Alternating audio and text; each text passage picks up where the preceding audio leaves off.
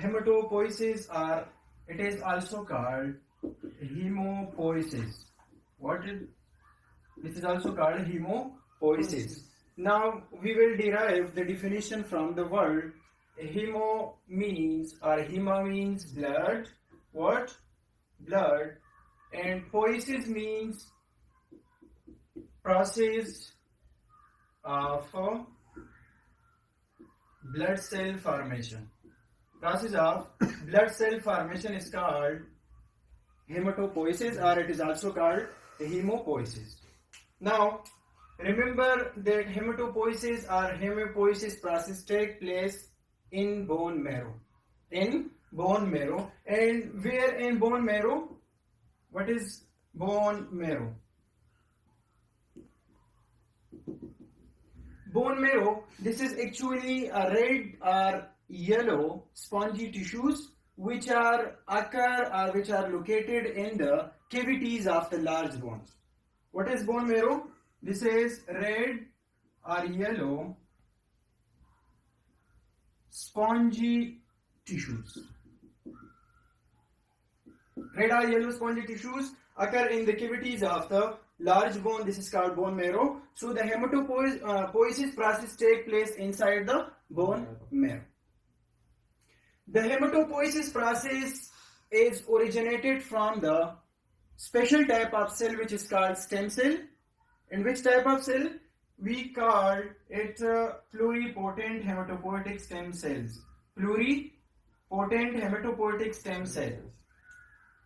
Why it is called pluripotent? Why this is called pluripotent? Because pluri means several, and potent means potential. What? Potential. Potential or energy. So those type of cells which have the energy to produce several types of cells is called pluripotent cells. So the stem cells is actually pluripotent cells because it has the ability to produce, it has the energy to produce several types of mature blood cells. So pluripotent hematopoietic stem cells will divide into two lineage. The first lineage is myeloid cells, and the second is lymphoid cells. It will divided into two main lines, which is called myeloid progenitor cells and pluripotent hematopoietic stem cells is divided into two lineage. One is myeloid cells, and other is lymphoid cells. Now remember two types of stages in the development of the blood cells. One is progenitor stage and other is precursor stage. Progenitor cell or precursor cell. Progenitor cell, what is the difference between progenitor cells and precursor cells? Progenitor cells is actually multipotent. Progenitor cell is actually multipotent. Multipotent means it has the potential to produce multiple cells. It has the potential to produce multiple types of blood cells. And precursor cells are unipotent. What? Unipotent. It has the ability to produce only one type of cell. Only one type of cell. Whether they are erythrocyte, platelets, or megakaryocytes, etc. Whatever. But precursor cells will only produce one type of special cell, and progenitor cells will produce several types of cells. Several types of blood cells. So the myeloid cells has three broad division. One is myeloid cells, but which cells? Erythroblast. What? it will give rise to erythroblast.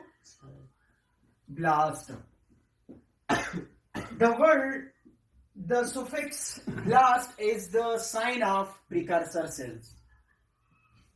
Okay, this erythroblast is derived from actually CFUE, colony forming unit erythrocyte. Colony forming unit erythrocyte. So this CFUE, this is called progenitor cell. This is called progenitor cell. And this erythroblast is called precursor cell. Because this erythroblast will convert eventually into the erythrocytes by passing through several stages like proerythroblast, like basopel erythroblast, like polychromatopel erythroblast, or orthochromatic erythroblast, or reticulocytes, and finally into immature RBCs, and finally mature RBCs. It's okay? Erythroblast will convert into proerythroblast. What? Proerythroblast. And proerythroblast will convert into reticulocyte. What? Reticulocytes. Remember one point. What is the difference between the proerythroblast and reticulocyte? Reticulocyte has no nucleus. What? Has no nucleus. While proerythroblast cells has a nucleus. Another point, reticulocyte has no mitochondria. What? No mitochondria. Now, the question is, when reticulocyte has no mitochondria, then from where ATP comes? The question is, when reticulocyte has no mitochondria, from where these ATPs comes? It is a cell, so it must require some amount of energy in the form of ATP. So the ATP does not come from the mitochondria because it lacks mitochondria. So it will come from anaerobic respiration or anaerobic system. The ATP will come from anaerobic system during reticulocyte stage. And after that, it will convert into immature RBC and then into mature RBC. The second type of cell is colony forming unit megakaryocyte. So this CFU this is actually progenitor cells. Now it will give rise to precursor cell. What? Precursor cell, and the precursor cell of CFU MGE is megakaryoblast. As we have studied that blast is the suffix of precursor cells. When there is at the end blast comes, then it means this is precursor cells. And when there is colony forming unit, then it means this is progenitor cell. This megakaryocyte will mature into what? Megakaryoblast will mature into megakaryocyte. Megakaryocyte, and again this megakaryocyte will convert into platelets. What? Platelets. Megakaryocyte, this is actually a large cell. This is large cell, and platelet, this is actually smaller cell. And form after conversion from megakaryocytes. The other colony forming unit is GM, CFU, GM. Granulocyte and monocyte. Granulocyte and monocyte. Now it has two broad division. What? Two broad division. One is myeloblast. What? Myeloblast. And other is monoblast. Myeloblast and monoblast. Again, this myeloblast will give rise to what? Myeloblast will give rise to granulocytes. What? Granulocytes. And this granulocytes will give rise to neutrophils. What? Neutrophils. In the monoblast, it will give rise to monocytes. What? Monocytes. And when this monocyte is released from the bone marrow into the tissues, it turns into mature macrophages. Another two types of cells arise from the stem cells, but there is no progenitor stage. These types of cells, there are two types of cells which does not have progenitor stage. These are eosinophilic myeloblast and basophilic myeloblast. What? From myeloid cells, two cells arise directly in which there is no progenitor stage. These are eosinophilic. What? Eosinophilic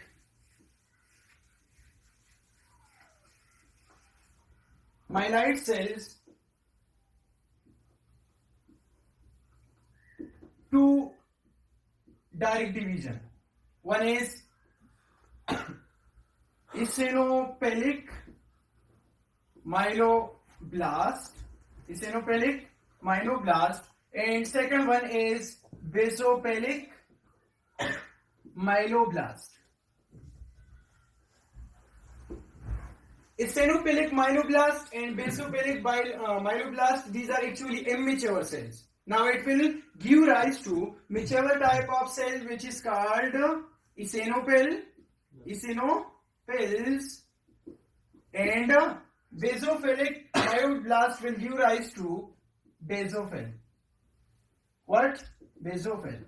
And remember 2 points, eosinophils and basophil, these both are vasodilator.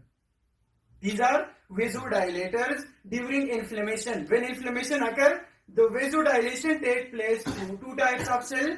One is eosinophil and second one is basophil. The second point is allergy is mainly related to eosinophil and basophil. We can say basophil, it increase allergy. What? It increase allergy. And eosinophil, it decrease allergy. So the two main phenomena, that is inflammation and second one allergy, is related to eosinophil and basophil. This was the broad division of myeloid cells, myeloid stem cells. Now we will study what? Lymphoid cells. We will study lymphoid cells. Now as you know that why this is called multipotent cells? Why this is called multipotent cells? Because it gives rise to multiple cells, monocytes, neutrophils, platelets, erythrocyte, etc. That is why this is called stem cells. And you must know the definition of stem cells, that it is a rapidly dividing cells. It is a rapidly dividing cells which has the ability to divide and also has the ability to maintain its own population. This is the definition of the stem cells. Stem cells has the ability to divide, and second, it has the ability to maintain its own population. So we can say stem cells are the self-renewing cells of the bone marrow. Stem cells are the self-renewing cells of the bone marrow. So after that, we will study the second lymphoid division. We will study the second lymphoid division.